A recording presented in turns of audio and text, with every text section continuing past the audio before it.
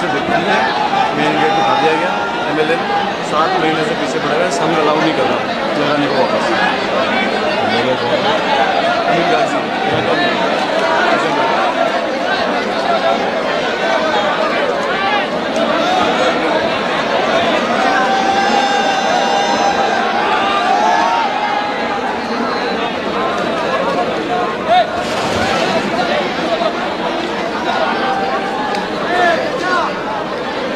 अस्सलामु अलैकुम वरहमतुल्लाहि वबरकातुहू। मोअज़्ज़िज़ हाज़रीन इकराम, बुज़ुर्गान मिल्लत, मेरी इज़्ज़तदार माँ और बहनों, गयूर नौजवान साथियों, शहनशीन पर तशरीफ़ फरमा मोहतरम जनाब जमील खां साहब, सदर राजस्थान मजलिस इत्तेहादुल मुस्लिमीन, वो उम्मीदवार हवा महल जनाब जावेद खां साहब, जनाब काशिफ जुबैरी साहब, जनाब लुकमान साहब, शाहरुख साहब, आरिफ कायम खानी साहब, हाजी सूफी साहब, मेराज नागौरी साहब, सत्तार खां साहब, इमरान सोलंकी साहब, जाकिर मंसूरी साहब, आशू खां साहब और दीगर मेरे तमाम मजलिस के रुफ़ा,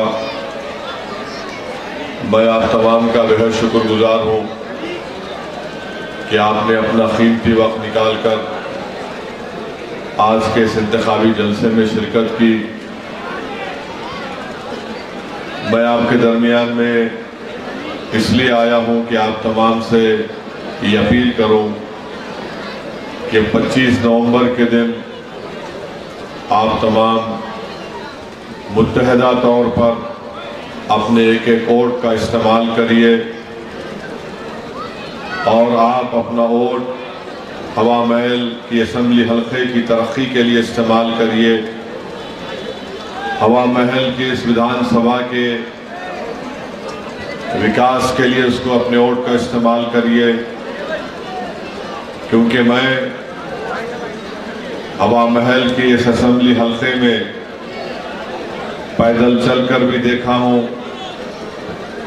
कि यहाँ पर कितनी तकालीफ का सामना यहाँ की आवाम को करना पड़ता है।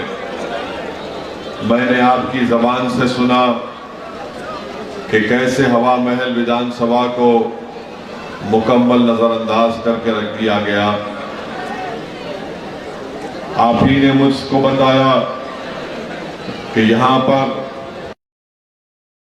रुकन असेंबली थे,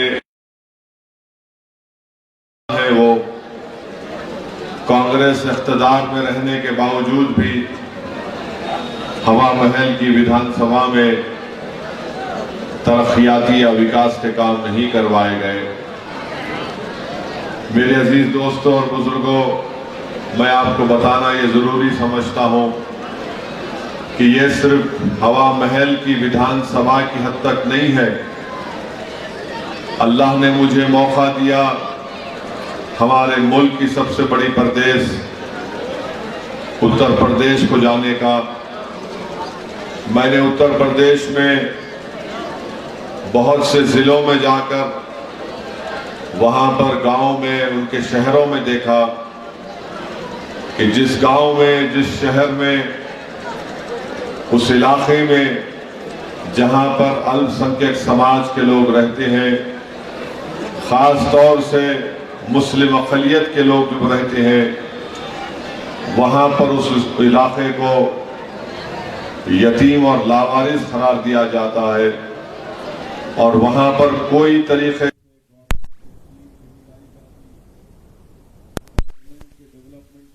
नहीं होता। बिहार को जाकर देखा मैंने, बिहार में एक इलाका है सीमांचल का, जो मेरी नज़र में भारत का सबसे पसमानदा इलाका है। वहाँ पर भी कोई डेवलपमेंट नहीं किया जाता, क्योंकि सीमांचल की सरजमीन पर बसने वाले ज़्यादातर लोग गरीब हैं, और मुस्लिम अक़लियत से उनका ताल्लुक है। आसाम को चले जाइए, लोअर आसाम का हिस्सा, मुल्क के कई मुकामात पर जाने का मुझे मौका मिला, मगर एक बात मैं बता रहा हूं कि विकास इसलिए नहीं होता, नाइंसाफी का खात्मा इसलिए नहीं होता क्योंकि यहां पर आपके पास अपनी कोई सियासी ताकत नहीं है। यहां पर आपके पास अपने वोटों से मुंतखब शुदा आपका कोई एमएलए एमपी नहीं है जो आपके लिए लड़े, आपके इलाके की तरक्की के लिए लड़े, आपके महल्ले और बस्ती में यहां पर वो तमाम सहूलतें आपको मैसर हों जो एक इंसान को जरूरत है, या फिर वो तमाम चीजें आपको मैसर हो जो दूसरे शहर के इलाके में वहां पर बसने वालों को मिलती है। तो मेरी इज्जतदार माँ और बहनों और बुजुर्गों, मुझे आपसे सिर्फ यही कहना है कि अगर आप हवा महल विधानसभा का विकास चाहते हैं तो अब की बार आपको मजलिस इत्तेहादुल मुस्लिमीन के उम्मीदवार जनाब जमील खान साहब को कामयाब करना पड़ेगा। मैं ये इसलिए कह रहा हूं कि कांग्रेस को आपने सत्ता दी, कांग्रेस को आपने झोली भर भर कर वोट दी, कांग्रेस को आपने इख्तिदार दिया, आपने अशोक गहलोत को मुख्यमंत्री बनाया, महेश जोशी को मंत्री बनाया, मगर बताइए सत्ता में रहने के बावजूद भी हवा महल की विधानसभा में अगर आपके पास रोड नहीं बनती, अगर आपके पास गंदी ड्रेन्स का काम नहीं होता, रोड पर गंदा पानी बहता है, यहां पर नाले का काम नहीं होता है, अस्पताल और स्कूल नहीं खोले जाते, तो आप कैसे कांग्रेस पार्टी को वोट दे सकते हैं? और कैसे कांग्रेस पार्टी आपके पास आकर ये कह सकती है कि हमको वोट दो? वही हाल बीजेपी का रहा। बीजेपी को भी 5 साल सत्ता में रहने का मौका मिला। ये जयपुर शहर में एक विधानसभा है, राजस्थान का कैपिटल है।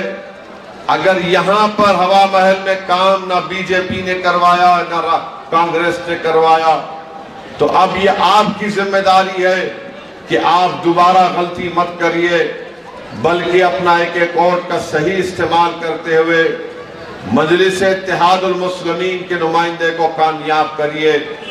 मैं आज दिन में हवा महल की विधानसभा में पैदल चलकर देखा, मुझे बड़ी तकलीफ हुई जब हम शाम में कौन सा इलाका था, बट्टा बस्ती में गए, ऐसा लगता रोड नाम की कोई चीज वहां पर नहीं है, कुछ रोड नहीं है वहां पर। और मैं देखता हूं कि लोग उस इलाके में कैसे रहते हैं, मुझे समझ में नहीं आता। मैं आपको बड़ी जिम्मेदारी के साथ बता रहा हूं कि मैं भी 4 मरतबा अल्लाह ने और हैदराबाद की आवाम ने मुझे एमपी बनाया। 2 मरतबा, सुनिए, थाली मारने के लिए नहीं कह रहा हूं, 2 मरतबा मैं विधायक था। अगर हवा महल विधानसभा में जितनी तकालीफ यहां पर आपको है, अगर उसका 20% अगर हैदराबाद में होगा तो लोग मुझे वोट ना डालें, मुझे लोग कभी वोट ना डालें। मगर आप कैसे इन चीजों को बर्दाश्त कर रहे हैं, मुझे यकीन नहीं होता कि ये बस यहां पर इंसान रहते हैं, आप रोड पर चल नहीं सकते, गंदगी भरी हुई है, कोई ड्रेनेज का, कोई सीवरेज लाइन का इंतजाम नहीं है। इतना बड़ा मंत्री यहां का विधायक था, क्यों नहीं काम करवाया उसने? इसलिए काम नहीं करवाया क्योंकि उसके दिल में नफरत थी, तासुब था। जयपुर के दूसरे विधानसभाओं में बराबर काम होता है, सफाई का इंतजाम होता है, मगर ये पुराने जयपुर के हिस्से की एक विधानसभा है, यहां पर सत्ता में रहने के बावजूद भी अगर ये हाल है, तो मैं आपके सामने बड़ी जिम्मेदारी के साथ आपसे कह रहा हूं, मुझे माफ करना अगर मेरी जबान तल्ख है।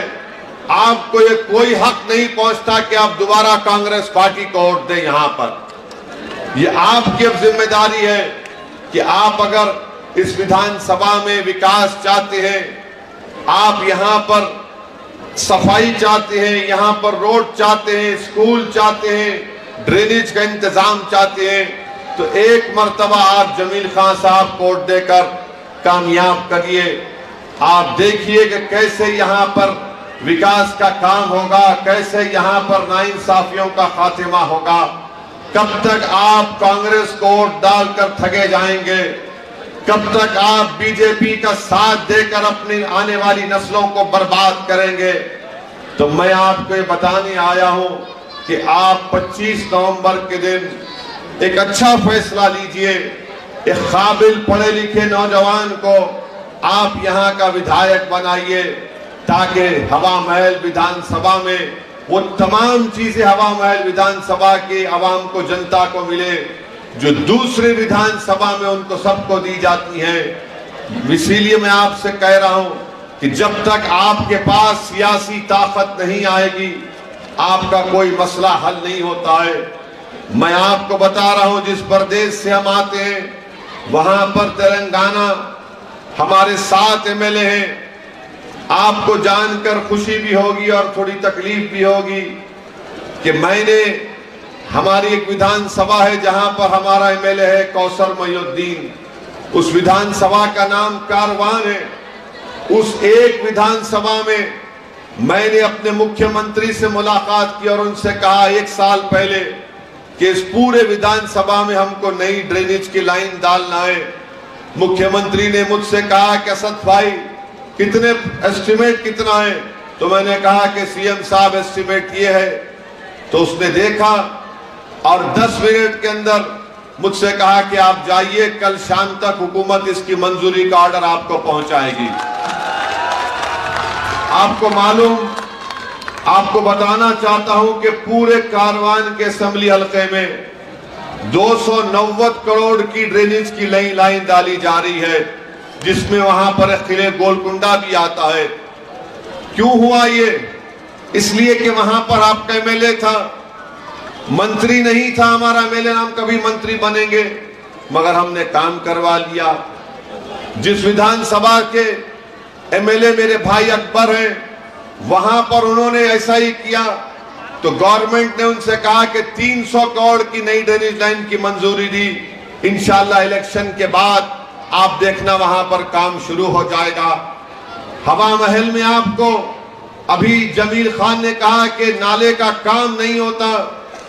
हमारे पास हमारे 2-3 विधानसभाओं में आप अंदाजा नहीं कर सकते, एसआरडीपी की एक स्कीम है, उसमें हमने 800 करोड़ की नई ड्रेन लाइन में 500, 400 या 500 करोड़ की नई ड्रेन लाइन डला दी है, ताकि जब बारिश होगी तो पानी हमारे घर पर आकर नहीं ठहरेगा, महल्ले में नहीं ठहरेगा, पानी नदी में चला जाएगा।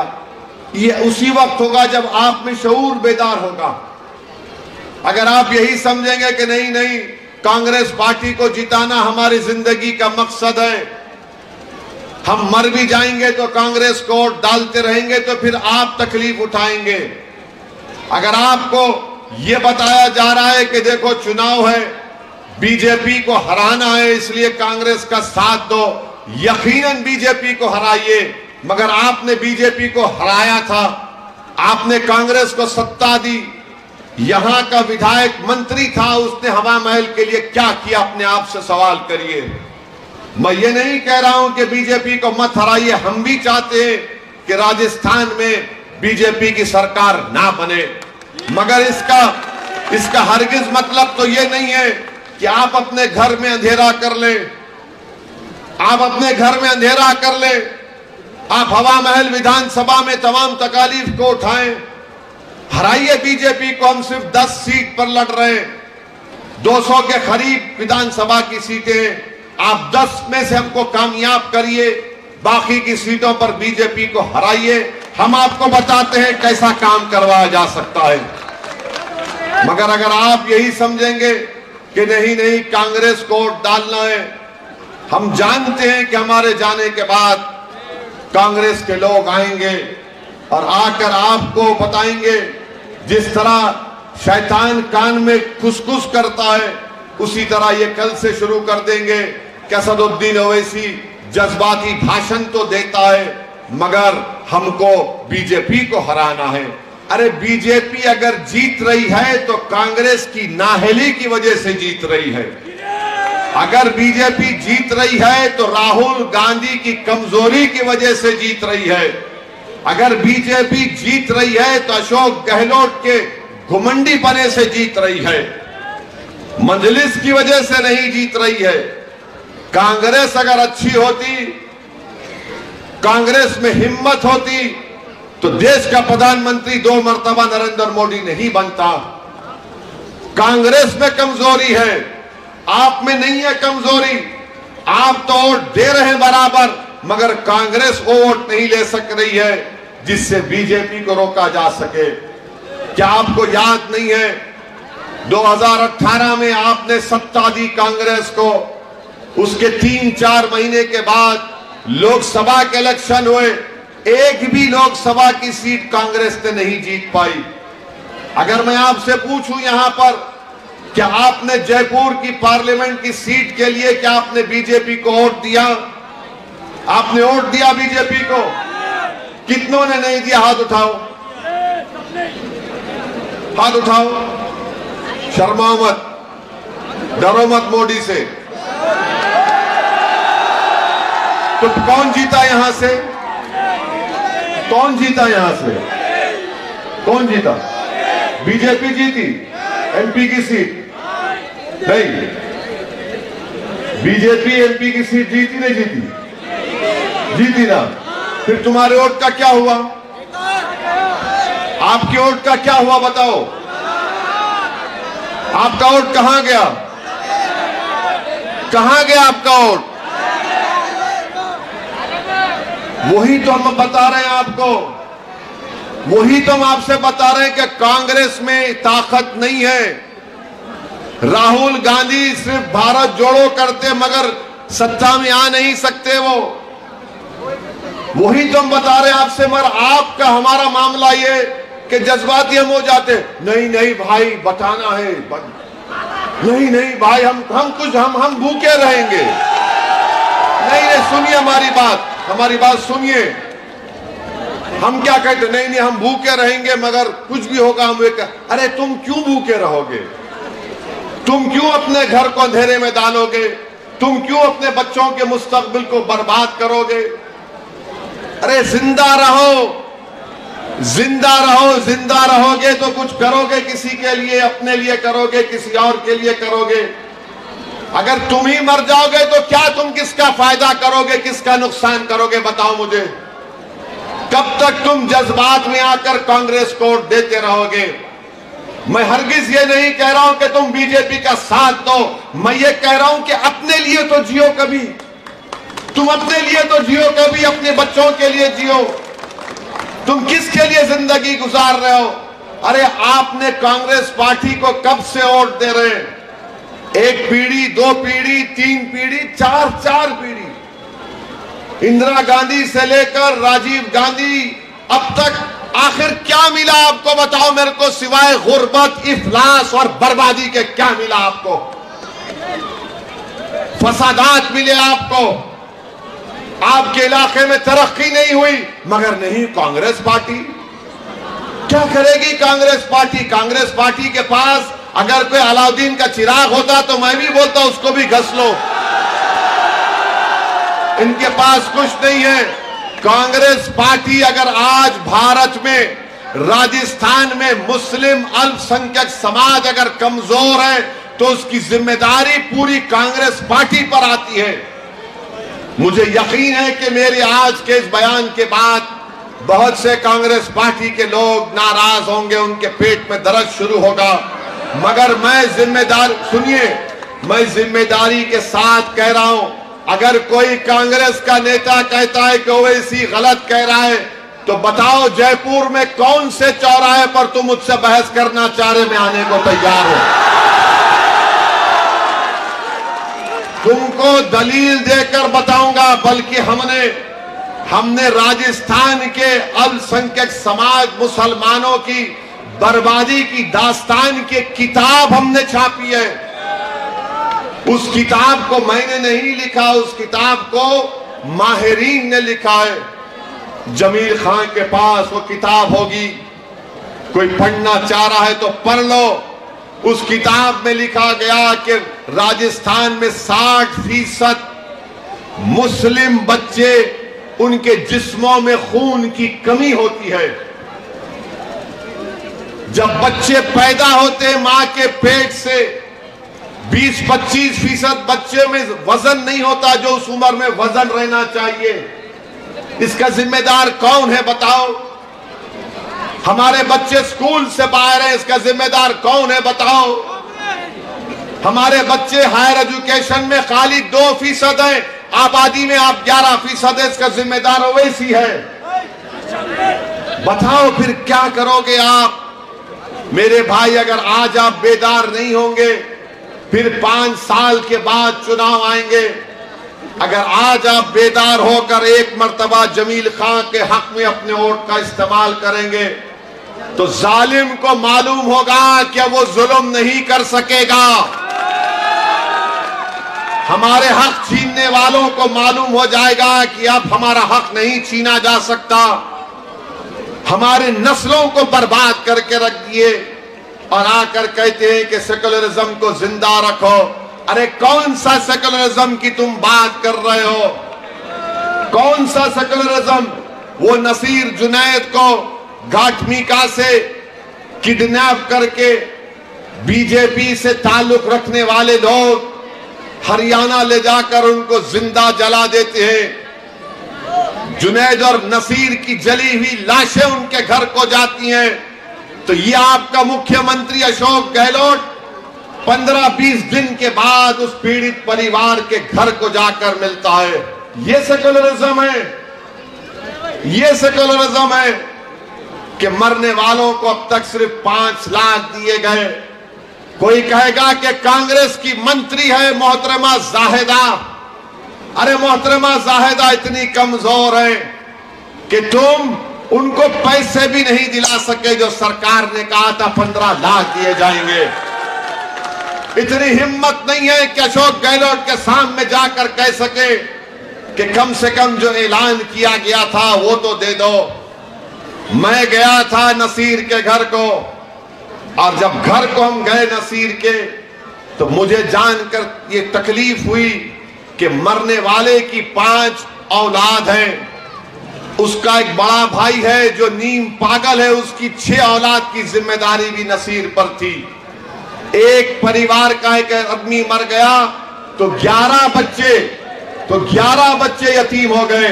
मेरे अजीज दोस्तों और बुजुर्गों, मेरी आपसे गुजारिश है कि 25 तारीख को आप अपना एक वोट का सही इस्तेमाल करिए। आराम से आराम से आराम से आराम से। ठीक है ठीक है ठीक है, इधर इधर इधर। हाँ, अपना इधर देखिए भाई साहब, वो भाई साहब आराम से। आपको ये देखिए, आराम से बिठाइए। 25 तारीख को वोट डालना है। हाँ, पानी पिलाओ उनको, जरा ज्यादा गुस्सा आ रहा उनको। पानी पिलो, पानी पिलाओ उनको।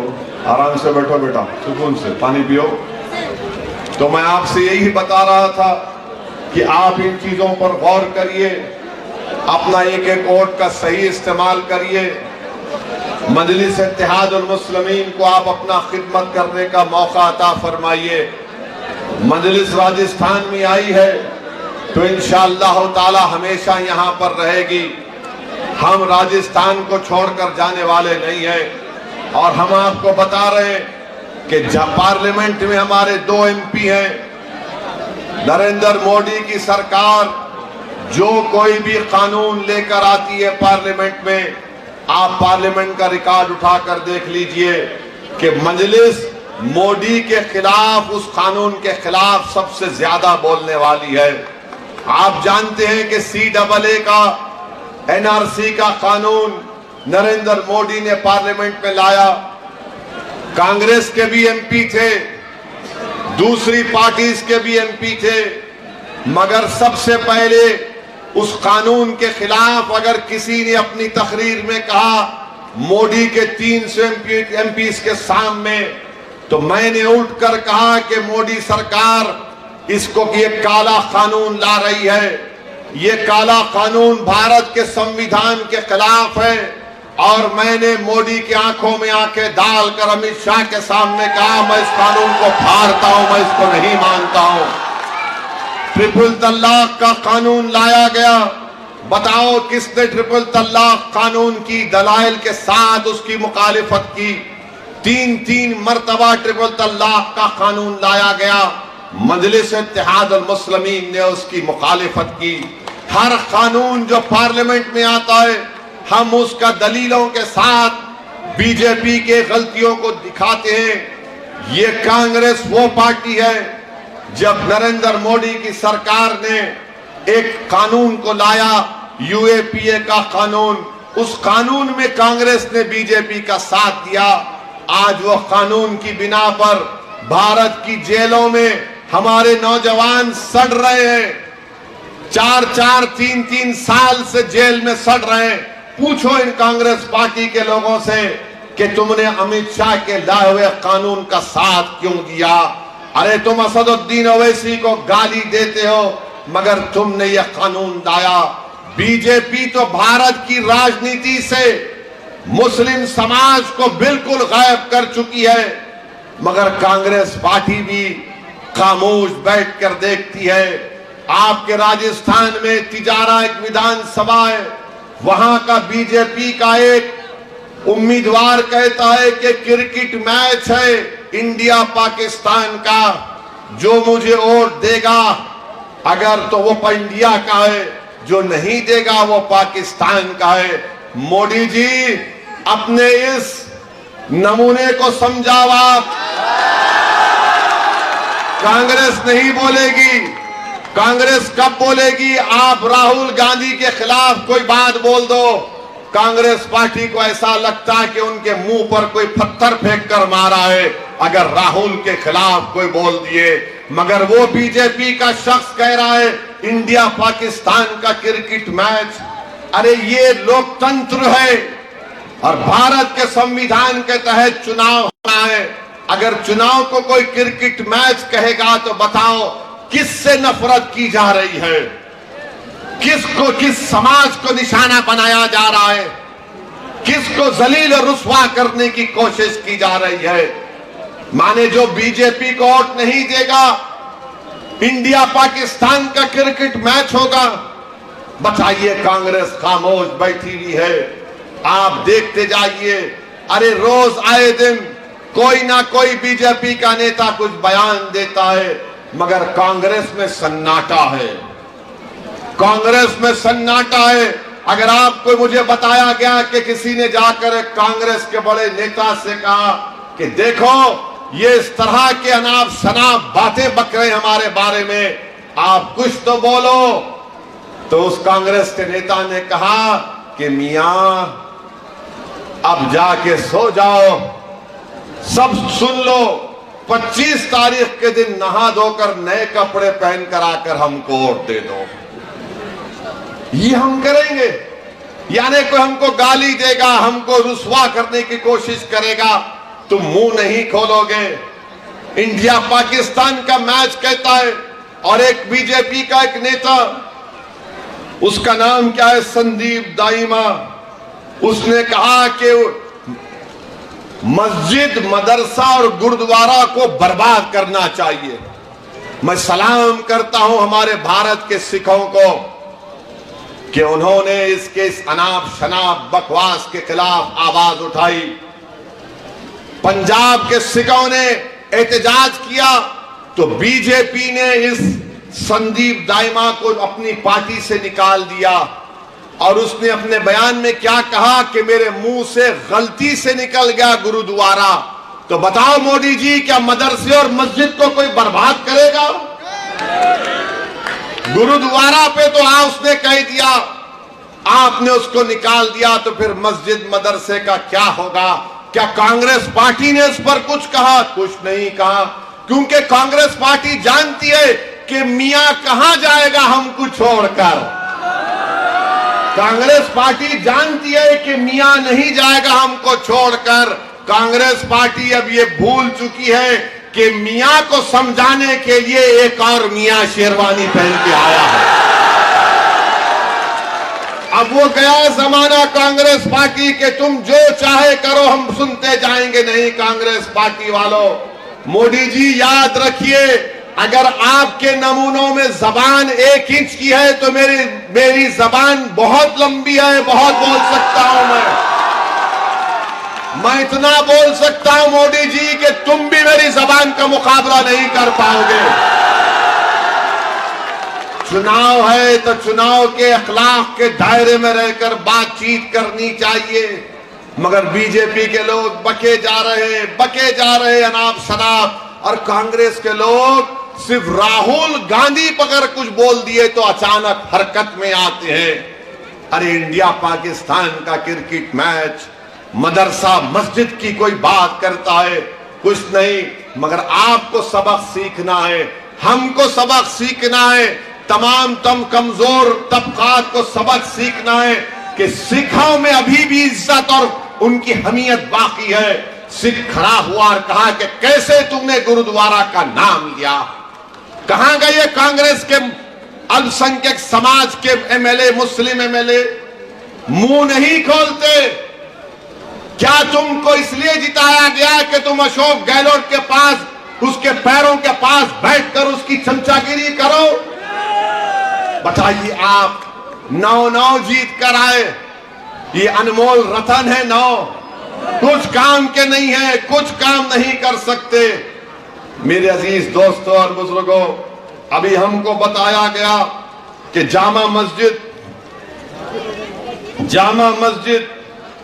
जो हमारे विधायक साहब, हमारे उम्मीदवार साहब हवा महल की ऐसी जामा मस्जिद है, उसके रुख को आप देखें तो वहां से हवा महल दिखाई देता। उसकी मेन गेट को कांग्रेस ने हटवा दिया 7 महीने पहले। फिर वहां के कांग्रेस के एमएलए बोले कि गेट का काम शुरू करेंगे। गेट का काम शुरू हुआ तो आरएसएस वाले आके काम को रोका दिए। कहे का विधायक है ये? तुम्हारी पार्टी सत्ता में है, तुम सत्ता में हो, और आरएसएस के संगी लोग आ गए तो तुम डर के खामोश बैठ गए। आपको बता रहे हैं कि जब तक आप लोग अपने वोट का सही इस्तेमाल करना नहीं सीखेंगे, इसी तरह इस्तेसाल आपसे किया जाएगा। अभी आपके सामने हमारे अध्यक्ष राजस्थान के जमील ने कहा कि डिस्पेंसरी बंद पड़ी हुई है। अरे आपका मंत्री था, यहां का विधायक, डिस्पेंसरी कैसे बंद हो सकती है? डिस्पेंसरी कैसे बंद हो सकती है? मगर वो मालूम उनको कि आप लोग आपसे कुछ भी कर सकते, मगर आप कांग्रेस को ही वोट देंगे। आप जानते हैं कि इकबाल की मॉब लिंचिंग भी हुई। बताइए, आप ये इतने बड़े बड़े मसाइल आपके हैं, कैसे आप लोग खामोश बैठेंगे? मेरे अजीज दोस्तों, मेरे बुजुर्गों, यकीनन बीजेपी नफरत का पैगाम फैला रही है। बीजेपी इस मुल्क को हिंदू राष्ट्र बनाना चाहती है। बीजेपी संविधान में जो अल्पसंख्यक समाज अकलियतों को जो सहूलतें दी गई हैं, बीजेपी उस पर ललचाई नजरों से देखती है। मगर बताओ, किसका नुकसान हो रहा है बीजेपी जब से सत्ता में आई? क्या अशोक गहलोत और राहुल गांधी के घर को बुलडोजरों से तोड़ा गया? नहीं तोड़ा गया। क्या अशोक गहलोत के रिश्तेदारों को जिंदा जला दिया गया? नहीं जलाया गया। क्या कांग्रेस के किसी नेता की बेटी के सर पे से निकाब खींचा गया? नहीं खींचा गया। क्या इनके नेताओं के बच्चे यतीम हुए? नहीं हुए। बताओ, फिर आप कब उठोगे? तुम कब तक ख्वाबे गफलत में रहोगे? क्या तुम कयामत जब आएगी जब उठोगे? जब सूर फूका जाएगा तुम जब उठोगे? अरे जिंदगी का सबूत देना है, जिंदा रहने का सबूत अगर देना है तो ये वक्त है उठने का हवा महल की आवाम। अगर तुम आज नहीं उठोगे तो फिर कब उठोगे जब तुम्हारे सामने तुम्हारी औलाद बर्बाद हो जाएगी? बताओ, आपको आज सबूत देना पड़ेगा। यकीनन संघ परिवार को, बीजेपी को हराइए, मगर अपने लिए भी तो जियो कभी। तुम 40 साल से कांग्रेस को वोट डाल रहे हो, क्या मिला आपको बताओ? अफरोजुल की लाश हमने नहीं देखी कि उसका वीडियो निकालकर उसको कुल्हाड़ी से मारकर जिंदा जला दिया गया। क्या जुनैद नसीर की मौत हमारे दिलों को तड़पाने के लिए काफी नहीं है? अरे अरे अल्लाह अगर जुनैद और नसीर की रूहों को जबान देगा तो जुनैद और नसीर की रूहें तुमको पुकार पुकार कर कह रही हैं, अरे हम तो मर गए, तुम जिंदा हो और जुनैद नसीर को मरने से बचा लो। मेरे अजीज दोस्तों, नहीं तुम्हारे थाली के लिए नहीं कह रहा हूं, मेरी बात तुम्हारे दिल में जाना चाहिए, मेरी बात तुम्हारे दिमाग में उतरनी चाहिए। अरे क्या तुमने नहीं देखा कि जयपुर की ट्रेन के एक्सप्रेस में एक जालिम रेलवे प्रोटेक्शन का ऑफिसर एक आतंकवादी की तरह नाम पूछकर गोली मारता है। मरने वाले 3, एक का ताल्लुक हैदराबाद से था। हमने हमारी मुख्यमंत्री के पास जाकर असेंबली में हमारे एमएलए अकबरुद्दीन ओवैसी ने मुतालबा किया कि मरने वाली बेवा उसके बच्चों को सरकार पैसे दे। सरकार ने पैसे दिए, उसके 3 बच्चे थे, एक 6 महीने का मासूम बच्चा भी था, उनके अकाउंट में पैसे जमा करवाए। सरकार से कहा कि बेवा को नौकरी मिलनी चाहिए, नौकरी का कागज उसको दिया गया। हमने सरकार से कहा बेवा है उसको गवर्नमेंट घर दे, उसको घर मिला, घर के कागज मिले बेवा के नाम पर। बताओ, एक मरने वाले का ताल्लुक राजस्थान से था, क्या मिला उसको? उसका गुनाह क्या था कि उसको गोली मार दी गई? उसका गुनाह यही था कि उसके चेहरे पर दाढ़ी थी। बताओ, ये जो सेकुलरिज्म के नाटक करते हैं कि ओवैसी को गाली देते हैं, बताओ तुम्हारी सरकार ने क्या किया उन गरीब परिवार के लिए? वो राजस्थान का था, बिहार से आकर राजस्थान में अपना पेट पाल रहा था, बरसों से राजस्थान में था, मगर यहां की सेकुलर कांग्रेस सरकार ने कुछ नहीं किया।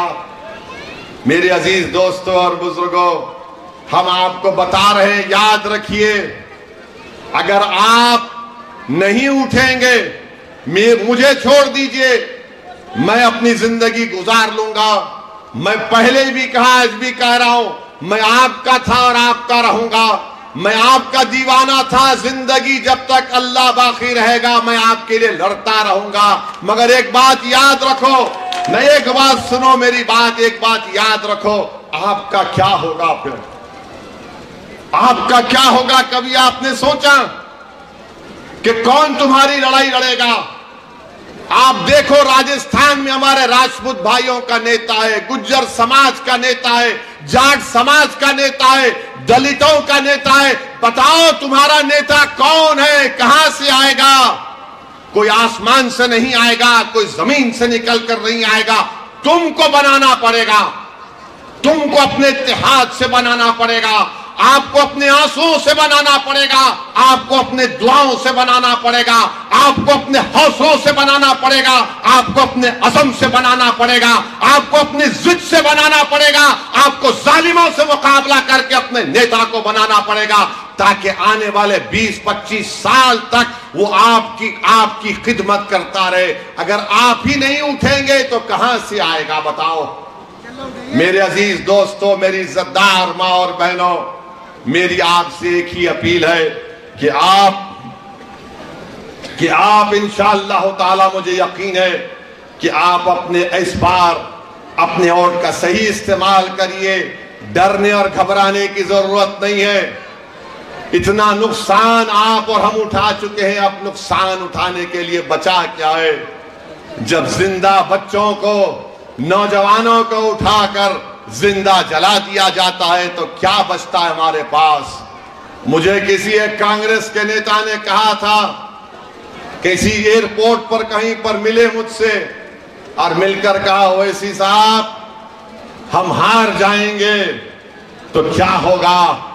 मैंने कहा हार से तुम डरते हो, मैं नहीं डरता।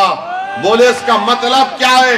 मैंने कहा इसका मतलब यह है कि 75 साल से फलस्तीनी मर रहा है, कट रहा है, मगर खड़े होकर मुकाबला कर रहा है जालिमों से। तुम्हारी नजर में हार होगी, मेरी नजर में वो कामयाबी है। बोले वो कैसे। वो ये है कि जालिम के सामने कोई सीना सिपर होकर खड़े होकर कहता है कि मैं मरने से डरने वाला नहीं हूं, मुझे मेरा हक चाहिए, वो उसकी कामयाबी है। तो मेरी आपसे अपील है कि आप, जमहूरियत है, मैं आपको लड़ने के लिए जब कह रहा हूं तो किसी को मारने के लिए नहीं कह रहा हूं, किसी को हिंसा की बात नहीं कह रहा। मैं कह रहा हूं अपने वोट का सही इस्तेमाल करो, अपने नेता को बनाओ, पार्टी को मजबूत करो। 40 साल तुमने इन तमाम का साथ दिया, अरे 5-10 साल मेरा साथ देकर देखो, मेरा साथ दो, मेरी पार्टी का साथ दो। अगर उसके बाद तुमको कुछ तब्दीली नजर नहीं आई तो देख लो। आखिर आप ये क्यों नहीं समझते कि असदुद्दीन ओवैसी की मुखालिफत क्यों की जाती है। क्या मैं इनका खजाना उठाकर भाग गया हूं। मैं तो इनका खजाना नहीं उठा रहा हूं, ना उनको लूट रहा हूं। वो मेरे खिलाफ इसलिए है कि वो गरीब और मजलूमों को बता रहा है कि उठ जाओ, अपने हक के लिए खड़े हो जाओ, तुम इस्तेमाल मत हो। जिस तरह दूसरे लोगों को, दूसरे तबकों को इंसाफ मिल रहा है, आपको भी मिलना चाहिए। ये बात उनको पसंद नहीं आती। ये बात ना बीजेपी को पसंद आती, ना आरएसएस को पसंद आती, ना कांग्रेस को पसंद आती। क्या आपको नहीं दिख रहा है कि मेरी गाड़ी पर 5 फीट के फासले से 6-6 गोलियां चलाई गई थी उत्तर प्रदेश के चुनाव के वक्त। ये अल्लाह का करम था कि मैं बच गया, मगर मैं मरने के लिए तैयार हूं। मैं गरीब और मजलूम के हक की लड़ाई लड़ रहा हूं। यकीनन मुझे मालूम कि इस राह में कांटे हैं, इस राह में खतरे हैं, मगर अगर कोई खतरा नहीं उठाएगा, अगर कोई कांटों के रास्ते पर नहीं चलेगा, अगर कोई इन जालिमों से मुकाबला नहीं करेगा, तो फिर आपका घर कैसे आबाद होगा। बताओ कैसे आबाद होगा। अगर हम मौत के डर से खामोश हो जाएंगे, गोलियों से डर जाएंगे, इख्तिदार की कुर्सियों पर बैठने वालों की ताकत से मरूब हो जाएंगे, तो मेरे भाई हम गुलाम कहलाएंगे।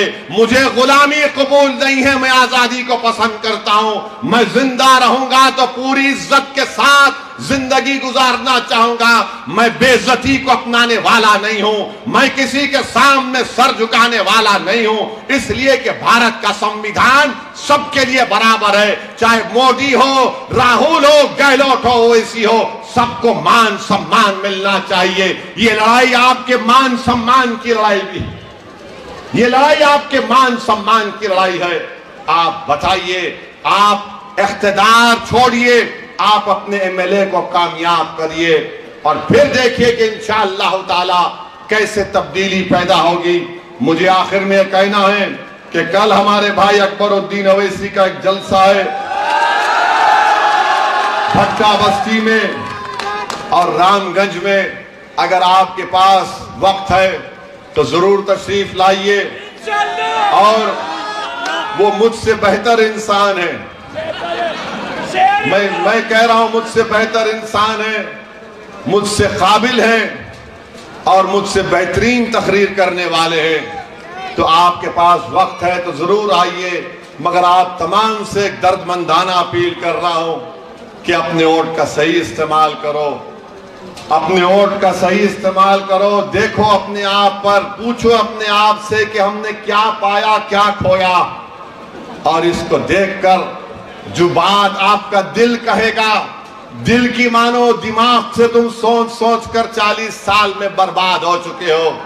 जब दिल तुम्हारा कहेगा कि एक बार मौका मिलना चाहिए मजलिस को, तो आप दिल की बात सुनो और 25 तारीख के दिन आप पतंग के निशान पर बटन दबाकर अपने इत्तेहाद को मजबूत करिए, राजस्थान में एक इनकलाब को बर्पा करिए। यकीनन जहां हो सके बीजेपी को हराइए, यकीनन हराइए, मगर जहां पर मजलिस के उम्मीदवार हैं वहां पर आप अपना वोट ना कांग्रेस को दीजिए ना बीजेपी को दीजिए। और यहां पर एक आजाद उम्मीदवार है झाड़ू लेकर, ये दिल्ली की पार्टी का, वो उसका नाम नहीं लूंगा, उसको मैं कहता हूं छोटा रिचार्ज है। वो छोटा रिचार्ज है, वो झाड़ू उसके हाथ में है मगर वो मोदी का भाई है, तो उसको वोट मत दीजिए। जमील है आपके सामने, मंजलिस है आपके सामने, आप मंजलिस को अपनाइए, जमील को अपना भाई और बेटा समझकर, अपना हमदर्द समझकर एक मौका देकर जमील को कामयाब करिए। आपका बेहद शुक्रिया कि आप आज आए। अल्लाह आपको सलामत रखे, आप में और हमारी मोहब्बत को अल्लाह और मजबूत करे। अस्सलाम वालेकुम व रहमत।